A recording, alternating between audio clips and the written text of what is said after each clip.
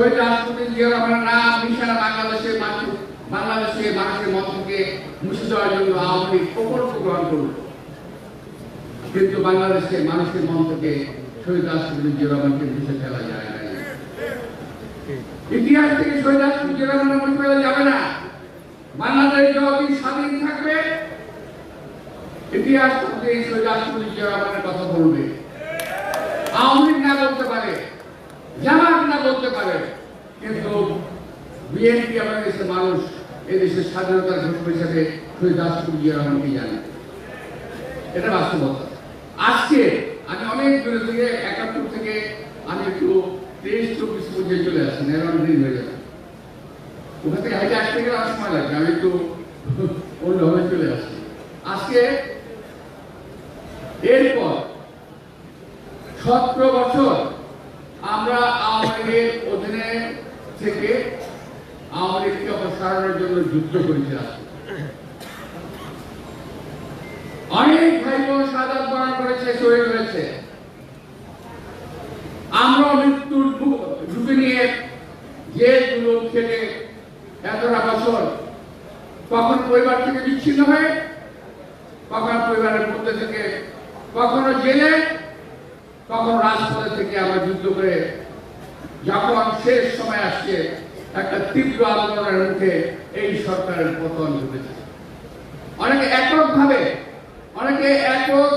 সরকারের পতনের দাবি করে। আবার কি বলে জানেন? আবার বলে 17 বছর আপনারা কোথায় ছিলেন? কাকে জিজ্ঞেস করে? বিএনপিকে। সবচেয়ে হাসি পায়, আরে ভাই 17 বছর তোমরা কোথায় ছিল? আমি জানি চাই তোমরা কি মাঠে থাকতে চাইলে আমাদের মাঠে দেখতে পেলে, কারণ আমরা মাঠে ছিলাম। আমরা কখনো মাঠে, আমরা কখনো জেলে, আমরা কখনো কোর্টে, আমরা কখনো আত্মগোপনে, আমরা যেভাবেই ছিলাম। তো আজকে একটা সুযোগ এসেছে, সময় এসেছে দেশটাকে নতুন করে পুনর্গঠন করা যায়। সব তো আমাদের সামনে বলা যাবে না, সময় নাই। আমাদের নেতা তারেক রহমান সাহেব অনেকে বলেন লন্ডনে বসে আছেন, আসেন না কেন ইত্যাদি কথা বলে, কিন্তু উনি তো লন্ডনে বসে নেই ভাই, উনি তো কাজ করছেন। উনি তো ওখানে বসে কাজ করছেন, এই দেশের মানুষ নিয়ে উনি ভাবছেন।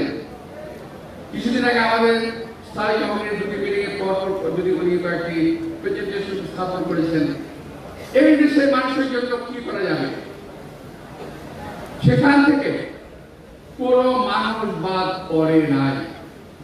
সকল মানুষের সর্বস্তরের মানুষের জন্য তিনি চিন্তা ভাবনা করেছেন। আপনার নেতৃত্বের পদের মধ্যে পাবেন, হয়তো অনেকে পেয়েও গেছেন, আপনারা হয়তো দিকে থাকবেন।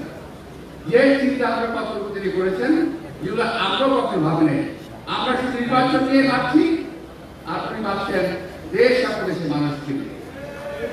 সেই তারেক রহমান হলো শহীদ রাষ্ট্রপতি জিয়া রহমান এবং দেশের বেগম খালেদা জিয়ার সুযোগ্য উত্তরসূরি।